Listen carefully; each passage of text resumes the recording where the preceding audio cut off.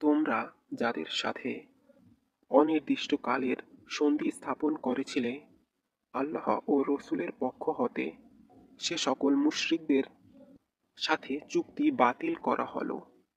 অতঃপর তোমরা দেশে 4 মাস কাল পরিভ্রমণ করো ও জেনে রাখো যে তোমরা আল্লাহকে হীনবল করতে পারবে না এবং আল্লাহ অবিশ্বাসীদের লাঞ্ছিত করে থাকেন।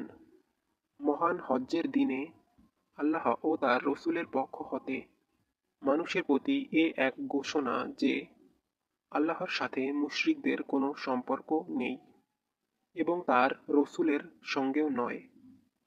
তোমরা যদি তওবা করো তবে তোমাদের কল্যাণ হবে, আর তোমরা যদি মুখ ফিরিয়ে নাও তবে জেনে রাখো যে তোমরা আল্লাহকে হীনবল করতে পারবে না এবং অবিশ্বাসীদেরকে যন্ত্রণাদায়ক শাস্তির সংবাদ দাও।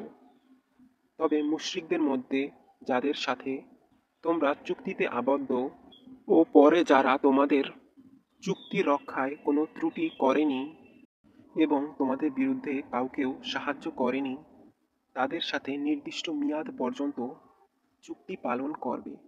নিশ্চয়ই আল্লাহ সাবধানীদের পছন্দ করেন।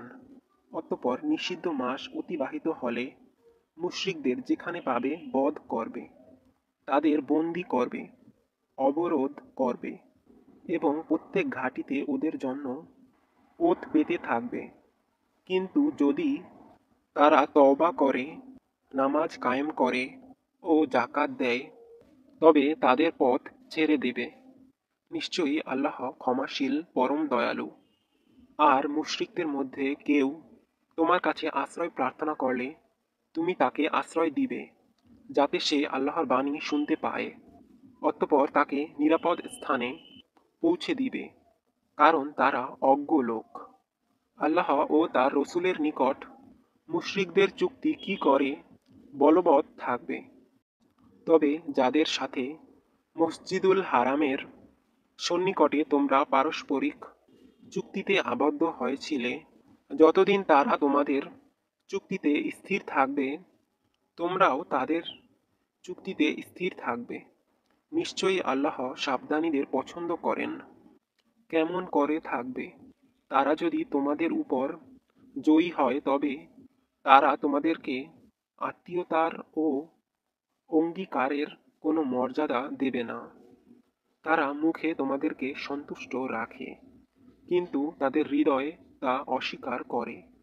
বস্তুত তাদের অধিকাংশ সত্যত্যাগী। তারা আল্লাহর আয়াতকে নগণ্য মূল্যে বিক্রয় করে ও তারা লোকদেরকে তার পথ হতে নিবৃত্ত করে। নিশ্চয়ই তারা যা করে থাকে তা অতি জঘন্য।